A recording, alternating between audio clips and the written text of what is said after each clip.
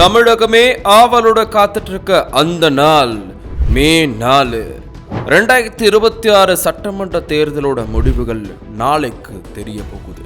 காலையில 8 மணிக்கு ஆரம்பிக்கிற பரபரப்பான வாக்கு எண்ணிக்கை எப்படி நடக்குதுன்னு உங்களுக்கு தெரியுமா? வாங்க விரிவா பார்க்கலாம்.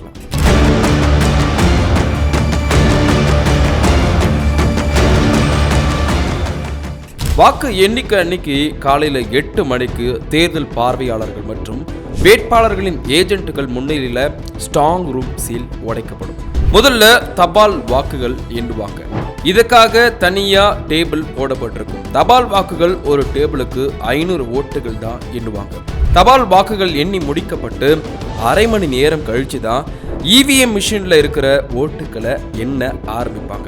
வாக்கு எண்ணிக்கை குறைஞ்சது 15 30 சுற்றுகள் வரைக்கும் நடக்கும். பெரும்பாலும் தபால் வாக்குகள்ல முன்னிலையில இருக்கிறவங்க தான் ஜெயிக்க வாய்ப்பு இருக்குன்னு ஒரு பேச்சும் உண்டு. ஆனா அது பல நேரங்கள்ல மாறியும் இருக்கு. அடுத்தது ஒவ்வொரு சட்டமன்ற தொகுதிக்கும் குறைஞ்சது 14 மேஜைகள் போடப்பட்டிருக்கும். ஒவ்வொரு மேஜைக்கும் ஒரு கவுண்டிங் சூப்பர்வைசர் மற்றும் வேட்பாளர்களின் ஏஜென்ட்டுகள் இருப்பாங்க. ஒரு சுற்றுக்கு 14 இவிஎம் மிஷின் எண்ணுவாங்க. அந்த இவிஎம் மிஷின்ல கண்ட்ரோல் யூனிட்ல இருக்கிற ரிசல்ட் பட்டனை அழுத்தினதோ அந்த மிஷின்ல எந்த வேட்பாளருக்கு எத்தனை ஓட்டு விழுந்திருக்குன்னு டிஸ்பிளே ஆகும். அதை தொகுத்து ஒவ்வொரு சுற்றோட முடிவை தேர்தல் அதிகாரி அறிவிப்பாங்க.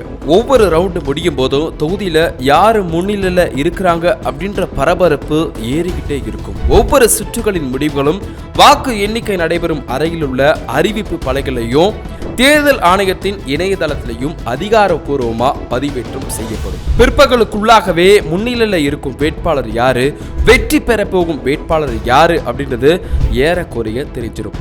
ஒரு ஓட்டு வித்தியாசம் கூட ஒரு தொகுதியோட தலையெழுத்தையே மாத்தலாம்.